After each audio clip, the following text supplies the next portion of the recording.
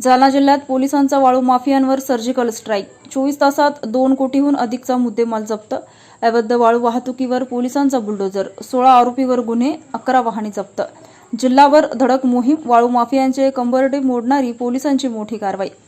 आज दिनांक 12 शनिवारी रोजी संध्याकाळी 7 वाजता मिळालेल्या माहितीनुसार जालना जिल्ह्यात अवैध वाळू उपसा व वाहतुकीविरोधात पोलीस प्रशासनाने मोठी धडक कारवाई करत वाळू माफियांना जबरदस्त दणका दिला आहे.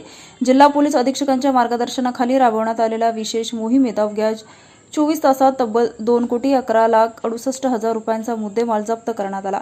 या कारवाईत 16 आरोपी विरुद्ध गुन्हे दाखल करण्यात आला असून 11 वाहने आणि 555 ब्रास वाळू जप्त करण्यात आले आहे. चंदनझिरा, गणसावंगे, अंबड, मंठा आणि तालुका जालना पोलीस ठाण्याच्या हद्दीत ही व्यापक मोहीम राबवण्यात आली.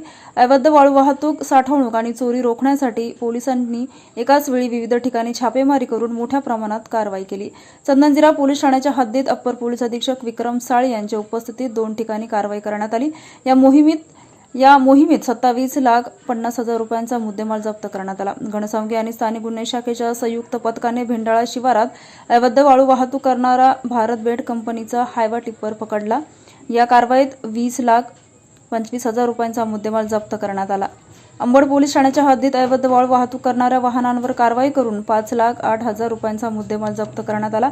मंठा तालुक्यातील खोरवड परिसरात पूर्णा नदीपात्रातून वाळू वाहतूक करणाऱ्या ट्रॅक्टर ट्रॉलीवर पहाटेच्या सुमारास कारवाई करण्यात आली. या कारवाईत 63,90,000 रुपयांचा मुद्देमाल जप्त करण्यात आला असून संबंधित आरोपीवर गुन्हे दाखल करण्यात आला आहे. तसेच तालुका जालना पोलीस ठाण्याच्या हद्दीतही अवैध वाळू चोरी विरुद्ध कारवाई करत 6 लाख रुपयांचा मुद्देमाल जप्त करण्यात आला. जिल्हा पोलीस प्रशासनाने अवैध वाळू उपसा, वाहतूक व साठवणुकीविरोधात शून्य सहनशीलता धोरण अवलंबले असून या कारवाया यापुढेही अधिक तीव्रतेने सुरू राहणार असल्याचा इशारा दिला आहे. या धडक मोहिमेमुळे वाळू माफियांचे धाबे दणाणले असून जिल्ह्यातील अवैध खनिज व्यवसायाला मोठा हादरा बसला आहे.